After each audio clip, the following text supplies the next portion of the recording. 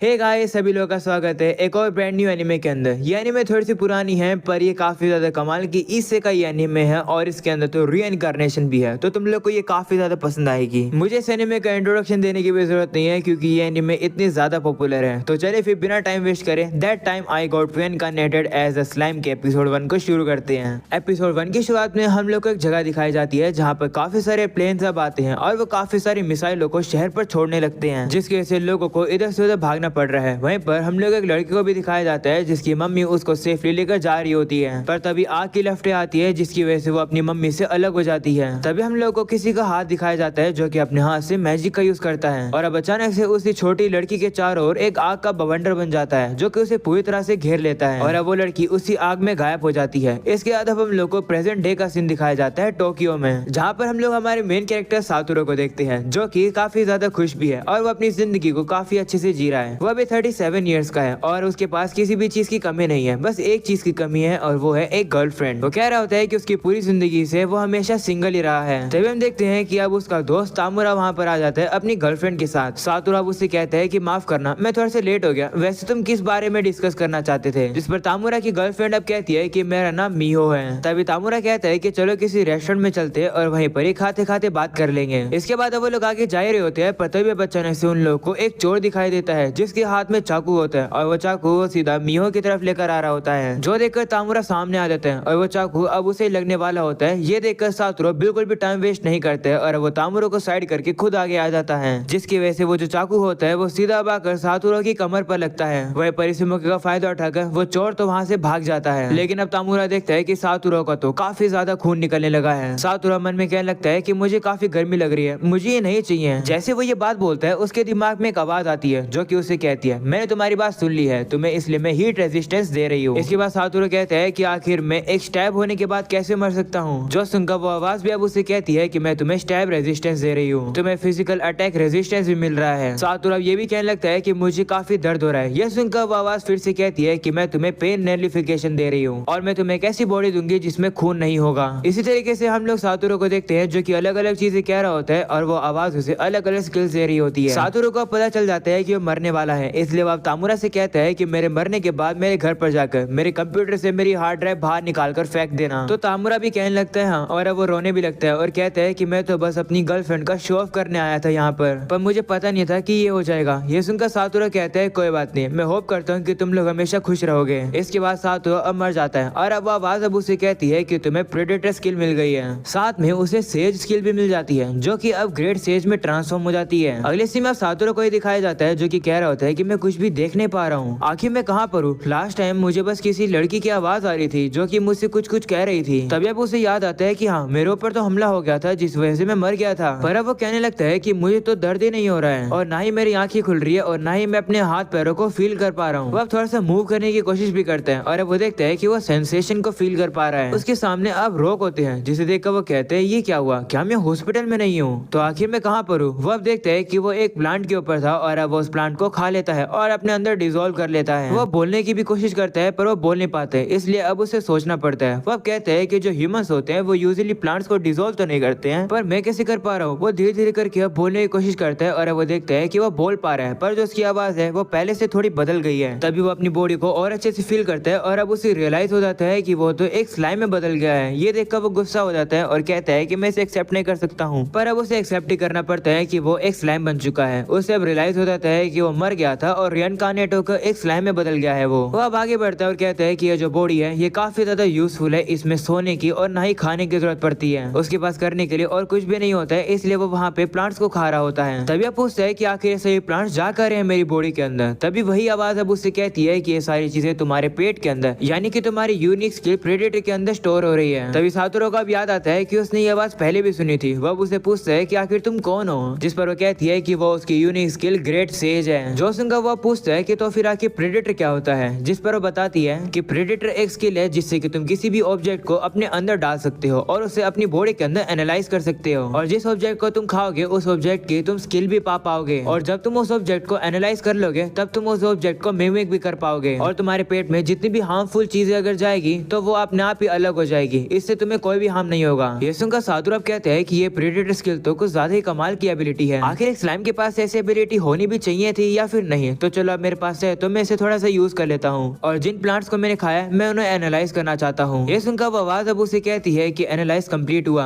और वो उन्हें उन प्लांट्स के बारे में बताने लगती है जो कि मैजिकल्स वाले एरिया में पाए जाते हैं। जो सुनकर सातोरू पूछता है कि आखिर मैजिकल्स क्या होते हैं, जिस पर वो आवाज कहती है कि वो मैजिकल्स हर मैजिकल बीइंग्स की बिल्डिंग ब्लॉक होती है। जो सुनकर अब सातोरू कहता है कि इसका मतलब यह जगह मैजिकल्स से भरी हुई है, तभी तो यहाँ पर इतनी सारी वैल्यूएबल हर्ब्स ग्रो करती है। तो अगर मैं यहाँ पर जितनी भी हर्ब्स है उन्हें स्टोर कर लूंगा तो उनका यूज करके मैं हीलिंग पोशंस बना पाऊंगा, वो भी अपनी बॉडी के अंदर। जो सुनकर आवाज कहती है हाँ तुमने बिल्कुल सही समझा। जो सुनकर सातोरू बिल्कुल भी टाइम वेस्ट नहीं करते और वो काफी सारी हर्ब्स को इकट्ठा करने लगता है और वो जितनी भी हर्ब्स होती है वो एक एक करके अब पोशंस में बदलने लगती है, वो भी उसके पेट के अंदर। इसके बाद वो एक क्रिस्टल जैसे पत्थर पर भी आ जाता है और वो कहता है कि क्या ये चीज भी काम की है। तब आवाज यानी कि सेज कहती है हाँ इस पत्थर ने इतने सारे मैजिकल्स को अपने अंदर लिया है जिससे कि मैजिक स्टोन और बन गया है और ये काफी कीमती भी है। ये सुनकर अब सातोरू उसे भी एब्जॉर्ब कर लेता है। इसी तरीके से वो और भी काफी सारी चीजों को एब्जॉर्ब करता है और अब वो जोश जोश में सीढ़ियों के नीचे आकर गिर जाता है और वो सीधा पानी में आ जाता है। वह सोचता है कि वो स्विम तो नहीं कर सकता है, क्या इसका मतलब वो यहीं पर मर जाएगा, पर तभी वो रियलाइज करता है कि उसकी तो नाक ही नहीं है सांस लेने के लिए, इसका मतलब वो डूब नहीं सकता है। तब वो बाहर निकलने का एक आइडिया लगाता है। वो अब अपने पेट के अंदर काफी सारे पानी को भर लेता है और उसी का यूज करके वो एक वाटर प्रोपल्शन बना देता है जिससे कि वो आगे बढ़ पाता है और वो ऊपर आ जाता है। उसकी स्पीड अब कुछ ज्यादा तेज होती है, वो अपने आप को रोक ही नहीं पाता है और वो आगे जाकर किसी चीज पर टकरा जाता है। उस चीज से टकराने के बाद सातोरू कहता है कि मुझे दर्द क्यों नहीं हुआ, जिस पर सेज उसे कहती है कि ऐसे इसलिए क्योंकि तुम्हारे पास पेन नलिफिकेशन है तो तुम्हें दर्द नहीं होगा, लेकिन फिजिकल डैमेज तुमने 10% का खाया है, लेकिन तुम्हारा सेल्फ रिजनरेशन भी शुरू हो गया इसलिए तुम्हें कोई भी डैमेज नहीं मिलेगा। हम लोग अब देखते हैं कि उसको जितना भी डैमेज मिला था वो अब रिकवर हो जाता है। जो देखकर सातोरू कहते हैं कि ये तो काफी कमाल की बॉडी है। तभी अब अचानक से उससे एक आवाज आने लगती है जो कि उसे कहती है छोटे तुम मुझे सुन सकते हो क्या। तो वो आवाज सुनकर रिमोरो भी डर जाते हैं और कहते हैं कि क्या तुम मुझसे कह रहे हो। तो वो आवाज अब उससे कहती है हाँ। तो सातोरू अब उससे कहता है कि मेरे पास मुंह ही नहीं है, मैं जवाब कैसे दूंगा,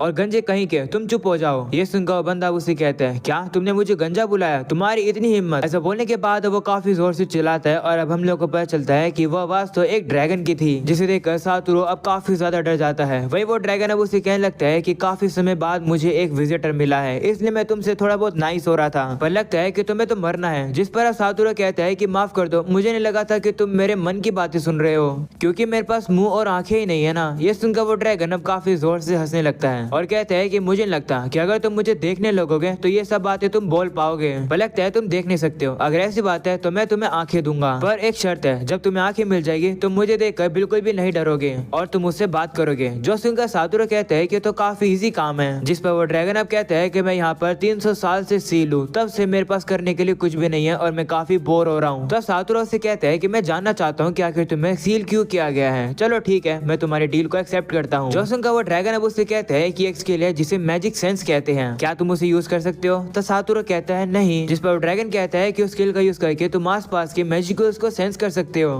तो सातोरू कहता है कि इसका मतलब अगर मैं मैजिकल्स को डिटेक्ट कर पाया तो मैं देख पाऊंगा। चलो मैं अब ट्राई करके देखता हूँ। इसके बाद अब वो देखता है और अब उसे मैजिकल्स दिखाई दे जाते हैं। अब उसे मैजिक सेंस की एबिलिटी भी मिल जाती है और ये एक्स्ट्रा स्किल होती है। ये देखकर सातोरू कंफ्यूज हो जाता है और कहते हैं कि ये क्या है। सेज कहती है कि ये जो एक्स्ट्रा स्किल होती है इसके अंदर काफी सारी पावर और एफिशिएंसी मैग्नीट्यूड होती है जो कि नॉर्मल स्किल से कई गुना ज्यादा होती है, इसलिए इन्हें एक्स्ट्रा कहते हैं। क्या तुम मैजिक सेंस यूज करना चाहोगे। तो अब सातोरू कहता है हाँ, और वो जैसे स्किल को यूज करता है वह आसपास की चीजों को देख पाता है और इतनी कमाल की चीजों को देखने के बाद वो काफी हैरान हो जाता है। वो सबसे पहले अब अपनी शक्ल पानी में देखता है और अब वो देखता है कि हाँ वो तो सही में एक स्लाइम बन गया है। इसके बाद वो उस ड्रैगन का शुक्र करने के लिए आ रहा होता है, पर तभी वो जैसे उस ड्रैगन को देखता है वो काफी ज्यादा डर जाता है। वो ड्रैगन अब उसे अपने पास बुलाता है तो अब सातोरू को भी उसके पास जाना पड़ता है। वो ड्रैगन अब अपना इंट्रोडक्शन देता है। वो कहता है कि मैं हूँ स्टॉर्म ड्रैगन वेरुडोरा। इस वर्ल्ड के अंदर 4 ट्रू ड्रैगन्स है और मैं उन्हीं में से एक हूँ। ऐसा बोलकर वो हंसता है और वो उसे कहता है कि तुम्हें हमारा प्रॉमिस याद तो है ना। तो सातोरू कहते हैं हाँ याद है। वहीं पर वो काफी डरा हुआ होता है, पर फिर वो उसे कहता है कि मैं बिल्कुल भी नहीं डर रहा हूँ, चलो हम लोग कभी और बात करेंगे। ऐसा बोलने के बाद वो जा ही रहा होता है, पर तभी वेरुडोरा उसे रोक लेता है और कहता है कि ये काफी अजीब बात है क्योंकि जो स्लाइम्स होती है वो नॉर्मली लो रैंक के मॉन्स्टर्स होते हैं, पर तुम्हारे पास तो सेल्फ अवेयरनेस है, क्या तुम यूनिक हो। जिस पर सातोरू कहता है कि यूनिक क्या होता है। तो वेरुडोरा उसे बताता है कि यूनिक वो लोग होते हैं जिनके पास एक्स्ट्रा ऑर्डिनरी एबिलिटीज होती हैं। तो सातोरू कहता है कि मैं श्योर नहीं हूँ, पर ये बात है कि मैं पहले एक इंसान हुआ करता था पर मैं मर गया और उसके बाद मैं इस स्लाइम में बदल गया। जो सुनकर वेरुडोरा कहते हैं ओह इसका मतलब तुम रिइनकार्नेटेड हुए हो, तुम इस दुनिया के अंदर काफी अजीब तरीके से आए हो। तो सातोरू कहते हैं अजीब तरीके से मतलब। मतलब? तो वेरुडोरा उसे बताता है कि दूसरी दुनिया से जो लोग आते हैं हमारी दुनिया में वो किसी अलग तरीके से आते हैं, पर तुम एक पहले पर्सन हो जिसे मैं जानता हूँ जो कि यहाँ पर रीइंकार्नेट होकर आया है, क्योंकि इस तरीके से सोल का ट्रैवल होना काफी मुश्किल है। तो सातोरू कहता है कि तुम्हारे कहने का ये मतलब है कि इस दुनिया में ऐसे भी लोग आते हैं जो कि रीइंकार्नेट होकर नहीं आते बल्कि किसी और तरीके से आते हैं। तो वेरुडोरा कहते हैं हाँ, हम लोग उन्हें अदर वर्ल्डर्स बुलाते हैं। मैंने सुना है कि उनके पास स्पेशल एबिलिटीज होती है जब वो इस दुनिया में आते हैं तब। जोसुन सातोरू कहता है कि अब समझ आया, इसी वजह से मुझे भी मेरी स्किल मिली होगी। वह सोचने लगता है कि शायद से इस दुनिया के अंदर दूसरे भी जापानीज लोग होंगे।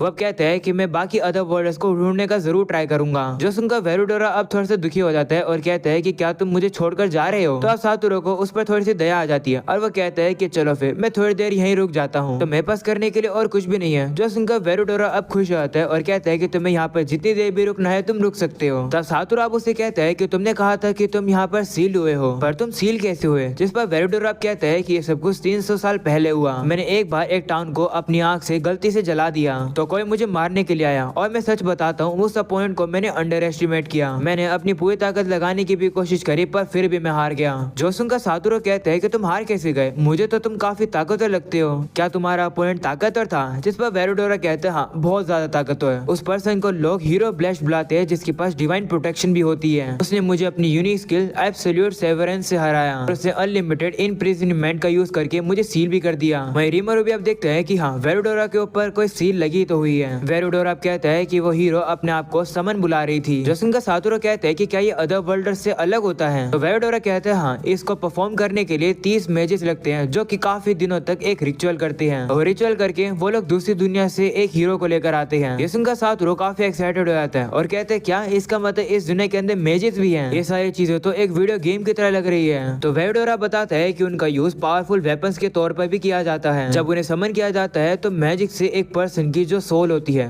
उस पर्सन की सोल पर एक कर्स लगा दिया जाता है जिससे कि वो पर्सन अपने समनर के ऑर्डर्स को मना ना कर सके। जोसुन सातोरू कहते हैं कि ये तो काफी ज्यादा बुरी बात है, ऐसा नहीं करना चाहिए। तो वेरुडोरा उससे कहते हैं कि ये गलत बात है, मुझे नहीं पता था कि तुम्हारा वर्ल्ड कैसा है, पर इस दुनिया के अंदर जो काबिलियत लोग होते हैं वही सर्वाइव कर पाते हैं। जोसुन सातोरू उससे कहते हैं कि इसका मतलब जब से उस हीरो ने तुम्हें सील किया तब से तुम यहीं पर ही हो? तो वेरुडोरा उससे कहते हैं हाँ, तब से मैं काफी बोर हो गया हूँ। ये सुनकर सातोरू सोचता है कि मैं खुद काफी बोर हो जाता था क्योंकि मैं 37 ईयर का था और मेरे पास तो गर्लफ्रेंड भी नहीं थी, पर ये तो 300 साल से अकेला ही यहीं पर कैद है, इसने काफी सहन किया होगा। तभी सातोरू के दिमाग में एक आइडिया आता है और अब उसे कहता है कि क्यों ना तुम और मैं दोस्त बन जाएं। जो सुनकर वेरुडोरा गुस्सा हो जाता है और कहता है कि तुम एक छोटी सी स्लाइम मुझसे दोस्ती करोगे? तो सातोरू अब डर जाता है और कहता है कि तुम्हें दोस्ती नहीं करनी है तो रहने दो, कोई बात नहीं। तो वेरुडोरा कहता है कि मैंने मना नहीं करा है, अगर तुम कहती हो तो ठीक है, मैं तुम्हारा दोस्त बन जाता हूँ। तो सातोरू भी कहते हैं हाँ, मेरे दोस्त बन जाओ, क्योंकि अगर तुम मना करोगे तो मैं यहाँ पर फिर से कभी नहीं आऊंगा। तो वेरुडोरा उसे कहते हैं ठीक है, मैं तुम्हारा दोस्त बनूंगा। जिसके बाद अब वो दोनों एक दूसरे से हाथ मिलाते हैं और अब वो लोग दोस्ती कर लेते हैं। इसी तरीके से रीमरू अब कहने लगता है कि इस तरीके से मैं स्टैब होकर रीइंकार्नेट होकर इस दुनिया में आया हूँ। मैंने कभी नहीं सोचा था कि मेरी जिंदगी ऐसे होगी। वैसे मैं सोच रहा हूँ कि तामुरा ने मेरी हार्ड ड्राइव को खत्म किया होगा या फिर नहीं, काश उसने मेरी हार्ड ड्राइव की डेटा को देखा ना हो। दूसरी तरफ हम लोग तामुरा को ही देखते हैं जो कि अब सातोरू के पीसी को ही उठाकर सीधा पानी के अंदर फेंक देता है और अब वो कहता है सेनपाई, आपकी आत्मा को शांति मिले, अगर मेरा कहीं बेटा होगा तो मैं उसका नाम सातोरू ही रखूंगा। और अब यहीं पर ही हो जाता है ये एपिसोड खत्म। अगर तुम लोग को पसंद आया हो तो मुझे कमेंट सेक्शन में जरूर बताना, जिससे कि मैं अगला एपिसोड भी जल्दी से जल्दी लेकर आ सकूं। और तुम लोग इस वीडियो के ऊपर लाइक करके भी बता सकते हो कि तुम लोग को ये एपिसोड पसंद आया, तो मैं इसका नेक्स्ट एपिसोड भी काफी जल्दी लेकर आ जाऊंगा। साथ में अगर तुम लोग चैनल पर नए हो और सब्सक्राइब नहीं कर रखा है तो सब्सक्राइब कर दो, क्योंकि इसी तरीके से इसेकाई और रीइंकार्नेटेड एनीमे तुम लोग को इस चैनल पर मिलती रहेगी। आज के लिए इतना ही, मिलता हूँ फिर किसी नेक्स्ट एपिसोड के अंदर, तब तक के लिए पीस आउट।